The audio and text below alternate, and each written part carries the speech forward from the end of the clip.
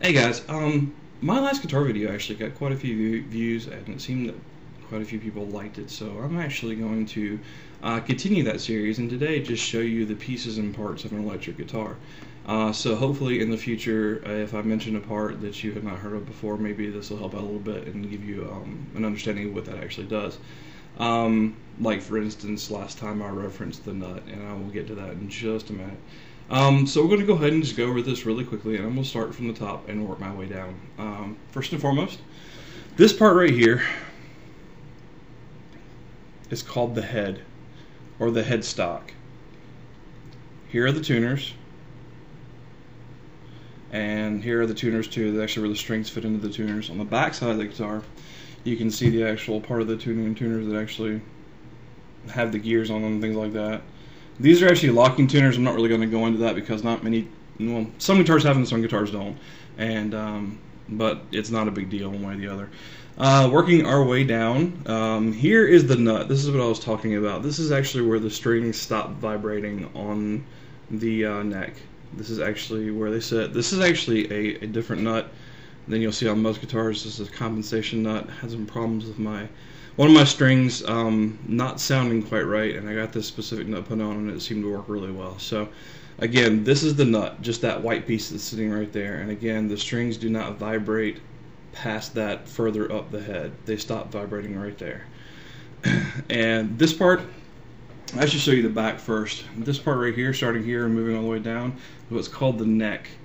You actually might be able to see a little better this way too. That's the actual neck right there. The maple part of it, the light part of it, is actually the neck. Now you see there's another color sitting on top of that, and actually you'll see it mostly here. Matter of fact, in my other video you may not have even seen the back part where the neck actually was. This other color on the front is something called the fretboard. Fender makes one-piece necks that actually have a maple neck and a maple fretboard, and it's all one piece. I just don't like the way the maple fretboards look.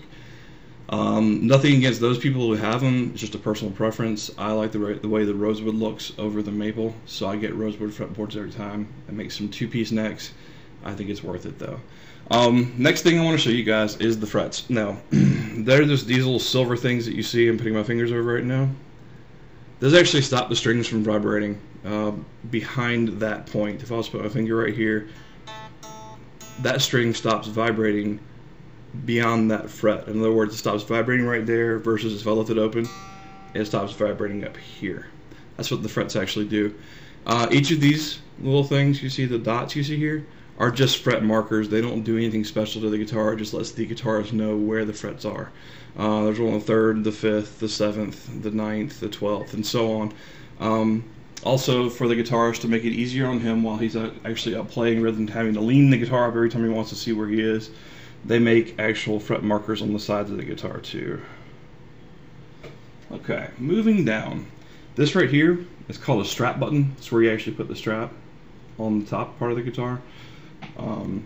That is actually the other strap button where you put the strap on the bottom part of the guitar. So you can hang it and play standing up versus sitting down all the time. Moving on down, again, this is still part of the neck, even though it's not necessarily shown on the back. This is still part of the neck and still part of the fretboard right here. Moving on down, just to quickly show you, this entire thing right here is called the body of the guitar. Now the body doesn't include all the electronics and the bridge and all that kind of stuff, and I'll get to that later. And the body does not include the actual bridge, which again I'll explain this a little later too. It's mainly just this piece of wood is the body of the guitar. This piece right here that goes around, that's a different color sitting on top, that goes around right here, is called the pick guard. And the reason they have that on there is so when you playing a guitar with a pick, you can scratch this pick guard with the pick and not have to worry about scratching the body of the guitar. These things are only between $30 and $50 to replace, whereas these things are much more expensive to get repainted, refinished, or replaced in general. So that's the reason why they put this pick guard on here.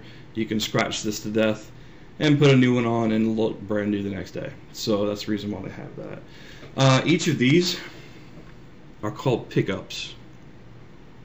and they're the actual thing that actually sends the sound out through that jack, and that jack can lead to an amp to a direct box to a recording device, whatever you want it to go to.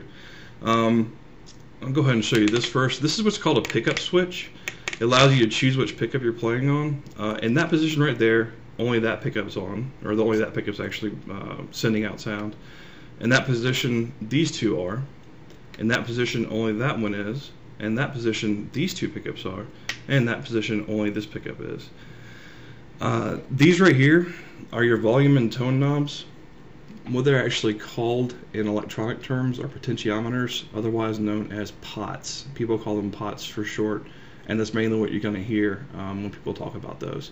But those are your volume and tone knobs, and see the volume and two tones, which is actually the two tone knobs are for the pickups, and the volume is for the overall volume of the guitar signal that's being sent out. This is the bridge, the silver part down here. And this is actually built to be a floating bridge. You'll notice there's a little hole right here. That's actually where the tremolo bar fits in.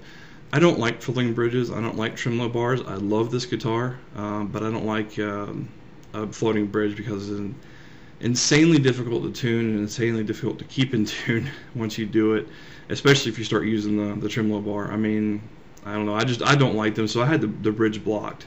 In other words, there's a piece of wood under the backside of the bridge, which I'll show you in a minute, that stops it from moving. This thing will no longer move anymore.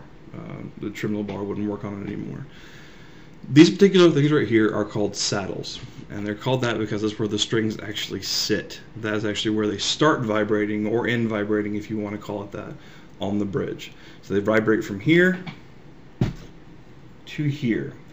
And this particular, from the bridge to the nut, is what you actually call the scale length of the guitar. And this one actually has a 25.5-inch scale length from, again, the bridge to the nut. There are some 24-inch scale lengths out there, and Gibson actually uses a 24.75-inch scale lengths for all their guitars. This is a 25.5. Again, I showed you the jack already. That on the back, if you'll see all those holes right there, that's where you actually put the strings. You string the strings through there and pull them up to the tuners and tune them up. This housing right here, if you take this off, it actually shows you where all the springs are for the bridge, so you can actually, again, bend it with the tremolo bar and detune the strings either up or down.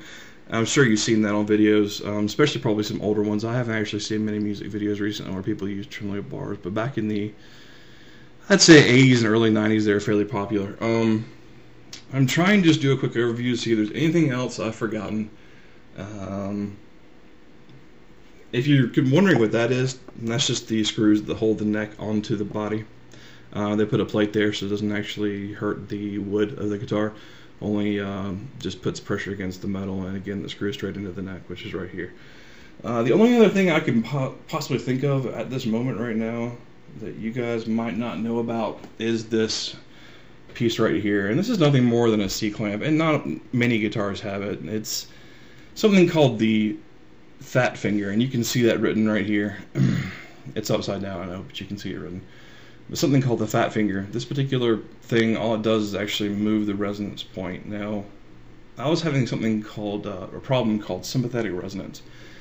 And what that means is when I would hit a string, another one would start vibrating. And that's not good when you're trying to play like a solo or you're trying to tune a guitar, because if you hit a string, you try and tune a guitar, and another one starts ringing, your tuner is not going to be able to figure out which one's right, or it's going to wobble like crazy up at the top when it gets up to where it's supposed to be. So I actually was having that particular problem. My guitar teacher mentioned this solution to me. I put it on, played around with it a little bit, and my sympathetic resonance problems are all but gone now. When I actually hit the string, it doesn't echo anymore. The echo was caused by the other string starting to vibrate. And now also when I tune it, it actually holds. It's very nice. I love it. Again, if you're having sympathetic resonance problems, buy one of these. It was only 20 bucks and it's worth every single penny. I hope that helped you guys understand a little bit more about what the pieces and parts of an electric guitar are. And if I start referring to things like the nut, as I did in my last video, you'll understand where that particular thing is on the guitar.